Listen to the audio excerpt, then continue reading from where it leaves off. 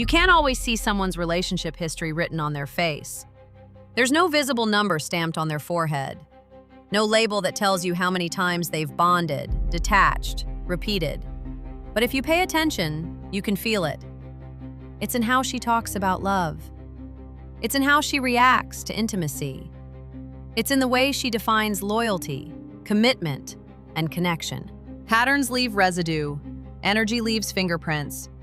And when someone has cycled through too many short-term attachments, something shifts internally. Real connection starts to feel heavy. Vulnerability starts to feel inconvenient. Depth starts to feel like effort. This isn't about shaming anyone. It's about protecting you. Because when you mistake emotional flatness for strength, when you confuse detachment for maturity, you can end up trying to build something lasting with someone who has quietly grown numb from too much temporary access. Before we begin, understand the frame. This is not about judging women. It's about recognizing patterns so you don't sacrifice your peace trying to revive something that was never alive. This is Talk with Emily. If you're new here, this channel focuses on understanding the deeper psychological structures behind human behavior so you can elevate the way you connect, communicate, and influence. Sign 1. She feels emotionally numb, and you notice it immediately. There's something subtle but undeniable in her presence. She can smile, she can flirt, she can kiss you, she can say the right words at the right time. But when you search for warmth beneath it, you don't quite find it. It's like there's a layer between you and her. Repeated casual connections can do that. When someone bonds and unbonds too frequently, the nervous system adapts. It starts protecting itself. The depth that once came naturally now requires conscious effort. Instead of falling, she rotates. Instead of bonding, she cycles. You'll notice it in small moments. When you open up about something personal, she listens but doesn't lean in emotionally. When you pull back slightly to see if she feels your absence, she doesn't reach. She simply redirects her energy elsewhere. When you express a deeper intention, she subtly changes the topic to something lighter. Numbness doesn't mean she's cold. It means she's conditioned to experience connection without attachment. The danger for you is this: you'll start trying harder. You'll think if you show more consistency, more patience, more affection, eventually the wall will melt. But numbness doesn't respond to devotion. It responds to stimulation. If stimulation is what wakes her up, then you will spend the relationship performing instead of relating. The move here is simple. Stop trying to earn emotional depth. Watch whether she brings it voluntarily. Warmth cannot be negotiated. Sign 2. She treats intimacy casually, and it shows. Intimacy, for some women, carries weight. There's a pause before it happens, a sense of meaning behind it, a gradual build. With others, it's fast, seamless, almost procedural. She may talk about it lightly, joke about past experiences without hesitation, overshare details that feel strangely detached. When intimacy happens between you two, it might feel smooth physically, but hollow emotionally. Not because she lacks skill, because she lacks presence. After enough repetition, the body remembers the steps, but the heart stops entering the room. You might feel a contradiction you can't explain. She's affectionate, but not attached. She's available physically, but distant emotionally. She gives you access, but not depth. Some men mistake that for confidence, but real confidence has gravity. Desensitization has speed. Ask yourself honestly, does intimacy draw you closer, or does it leave you feeling strangely alone afterward? If it builds appetite more than connection, be careful. Appetite always wants more. And if she's wired to chase appetite, loyalty becomes fragile. There's often a series of short chapters, intense beginnings, fast escalations, grand statements early on. You're different. I've never felt this way. This feels special. But intensity is not depth, it's acceleration. When the novelty fades and stability settles in, something shifts. She becomes restless. She starts craving space. She frames it as needing independence or rediscovering herself. What she's actually reacting to is calm. If her relationship blueprint is built on excitement, stability feels dull. If she's used to chasing sparks, steady warmth feels foreign. So she keeps a backup plan, sometimes physically, sometimes emotionally. Old conversations never fully close. New attention never fully stops. If you question it, she may label you insecure. But you're not insecure. You're observing patterns.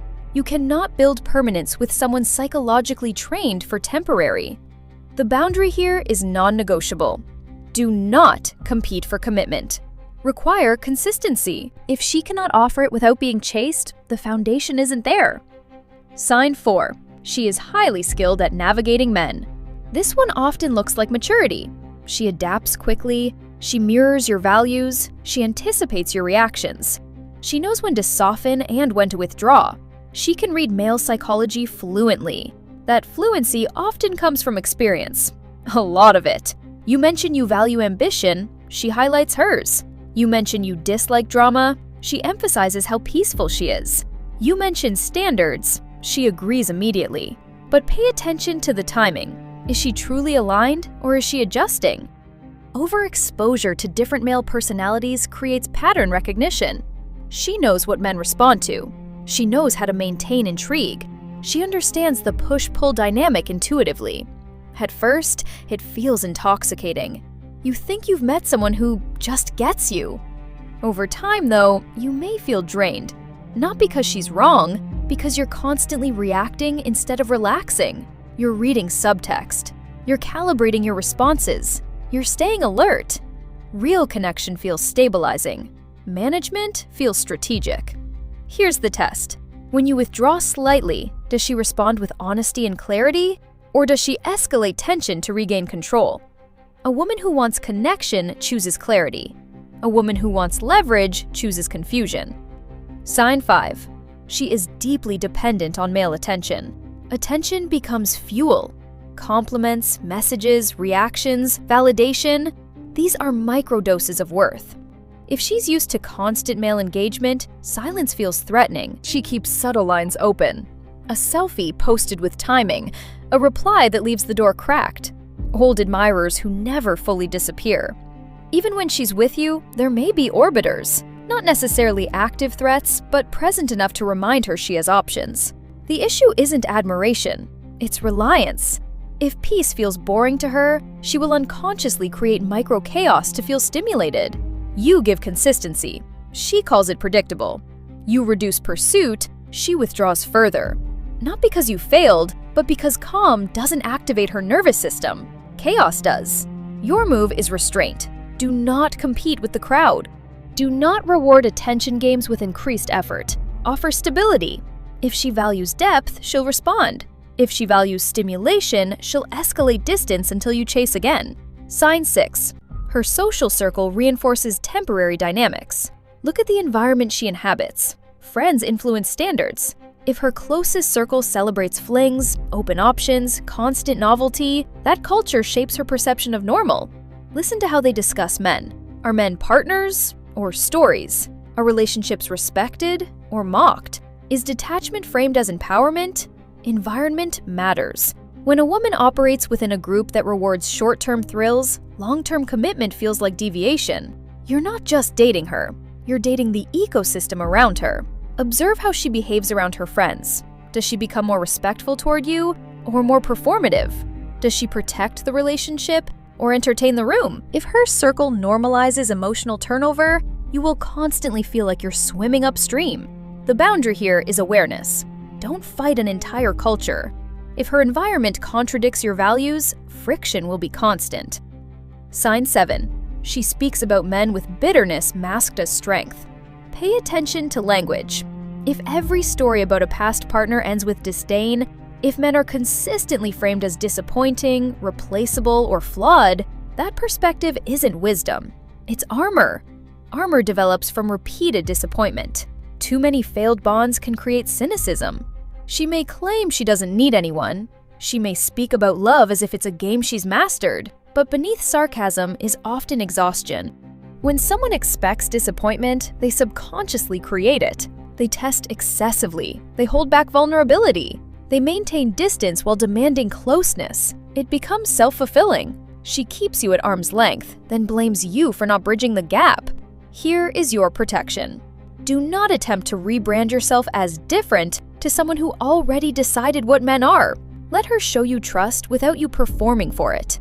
Respect should not require bleeding. None of these signs automatically mean she's incapable of growth. They mean she carries patterns, and patterns repeat until interrupted. Your role is not to rescue. Your role is to observe. You cannot build peace with someone who feels most alive in chaos. You cannot create depth with someone conditioned for surface. You cannot offer permanence to someone addicted to novelty. And this is important. Recognizing these signs is not about superiority. It's about compatibility. A woman who has lived fast is not evil. She may simply be tired. Tired of cycles. Tired of intensity without stability. But until she genuinely chooses to break those cycles, you will become another chapter instead of the last one. Masculinity is not about judging women for their past. It's about protecting your future, protecting your time, protecting your emotional energy. If you sense numbness, don't romanticize it. If you sense instability, don't try to outwork it. If you sense attention addiction, don't feed it. Peace is built, not chased. Choose the woman who values calm over chaos. Choose the woman who sees loyalty as freedom, not confinement. Choose the woman who doesn't need to be entertained to feel alive. Because in the end, love isn't about how intense it starts. It's about how steady it remains. Protect your peace.